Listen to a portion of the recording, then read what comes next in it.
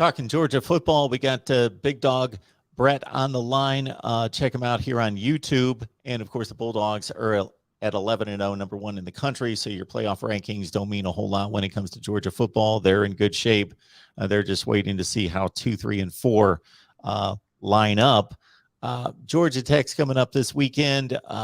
I've been watching football for 40 plus years. This rivalry's been in Georgia's hands most of the time. There have been some spots where Georgia Tech's been the better team and the better program, but it's been a long, long time since that has been the case. I don't know when the last time they won. It had to have been 8 or 9 years ago, something in that range.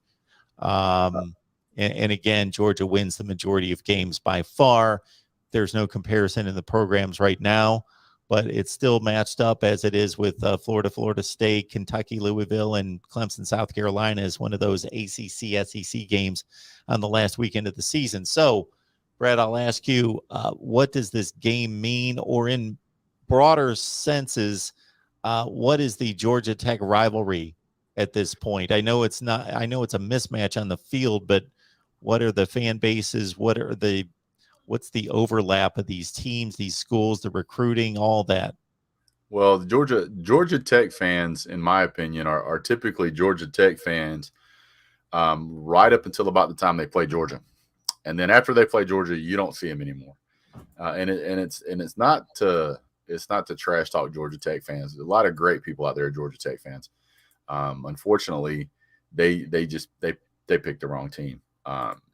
Georgia has been playing Georgia Tech since November 4th of 1893. So this is a rivalry that's extremely old. And by the way, Georgia Tech won that game, so we'll give you guys credit for that.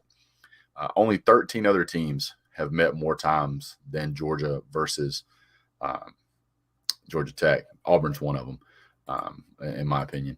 So the current overall record right now is 67-39. If you look back, I think Georgia Tech's won this game maybe 6 times in the past 20 years or so, maybe more, 30 years, somewhere in there.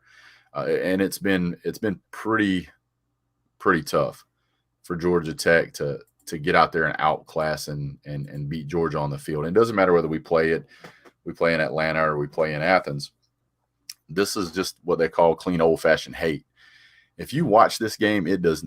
For years and years, the Georgia Tech ran the triple option, and Georgia fans hated it because we would almost always end up with injuries from knees. From the Georgia Tech players often would dive at the Georgia players' knees, and so it was considered, I guess, kind of classless. And so it helped fuel that rivalry. And we've actually seen a few times where things have kind of emotions have ran a little high. If I go back a couple of years ago, we look at George Pickens actually got into an altercation with Mr. Swilling. A lot of people kind of down-talked Pickens for doing that.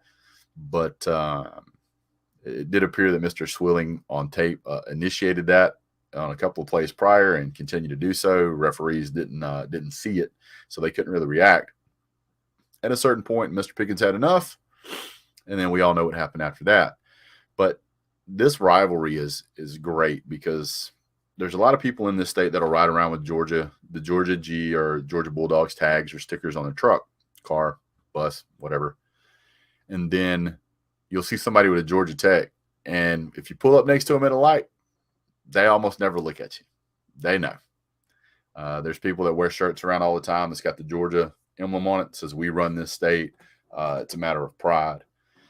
Yes, Georgia Tech's based in Atlanta, the largest city in Georgia, but Athens is where the football team lives. So it's pretty intense. We enjoy it.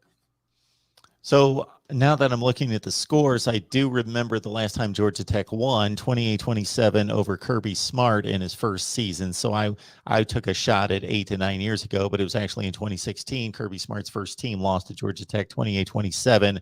Mark Richt lost to Georgia Tech twice in, what was he there, 15 years, 01 through 15. So that's 13-2 for Mark Richt against Georgia Tech. So that's what we've had recently. Now, if you go back to the 98, 99, and 2000 seasons, Georgia Tech won those 3 games in a stretch. And I I believe that we were ranked 17th, 20th, and 18th. Georgia Tech was ranked 17th, 20th, and 18th. So, back then the teams were really solid.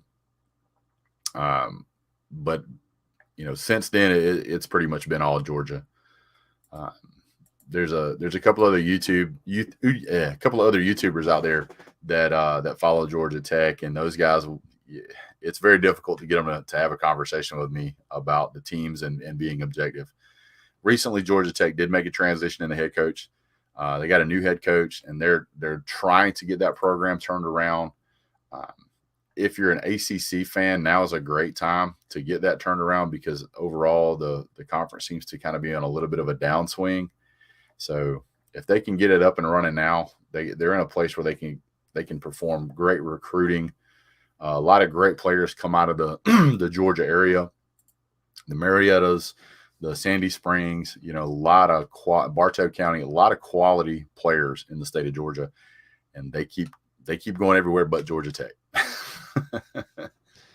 Big Dog Brett, check him out here on YouTube, tracking the Georgia Bulldogs as they head to the SEC championship game after a little scrimmage against the Yellow Jackets. Brett, we appreciate you stopping by. Thank you so much for having me, sir.